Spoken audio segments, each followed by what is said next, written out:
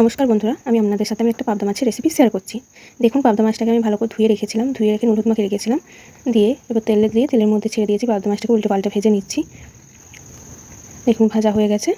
এরপরে তুলে নিয়েছি আমি। বাকি যে মাছগুলো আছে সেগুলো আবার দিয়ে দিলাম, দিয়ে ভালো করে ভেজে থালার মধ্যে তুলে নিয়েছি। এরপর যে বাটা মশলাটা দেবো সেটা আমি মিক্সিতে একটু পেস্ট করে নেব। কড়াইতে তেল দিয়ে দিলাম, কালো জিরে দিয়ে দিলাম, বেটে রাখা বিলাতিটা দিয়ে দিলাম। সেটা আমি আপনাদেরকে দেখাতে তখন ভুলে গেছি, বেটে রাখা ছিল। এরপর দেখুন বেটে রাখা মশলাটা দিয়ে দিয়েছি, যার মধ্যে আমি দিয়েছিলাম কাঁচা লঙ্কা, আদা, কালো সরষে, সাদা সরষে।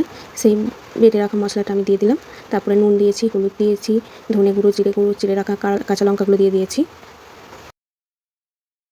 এরপর একটু ভালো করে নাড়াচাড়া করে নেবো যতক্ষণ না তেল ছেড়ে আসছে। এরপর তেল ছেড়ে এলে মশলার বাটিটা ধুয়ে জল দিয়ে পরিমাণ মতো একটু গ্রেভি বানিয়ে নেবো। গ্রেভি ফুটে উঠলে মাছগুলো দিয়ে ভালো করে একটু ফুটিয়ে নেব। ফোটানো হয়ে গেলে ওপর থেকে সরষের তেল ছড়িয়ে দিয়ে নামিয়ে নেব। আপনারা চাইলে ধনেপাতাও ছড়িয়ে দিতে পারেন, কিন্তু আমার কাছে ধনেপাতা ছিল না তাই দেওয়া হয়নি।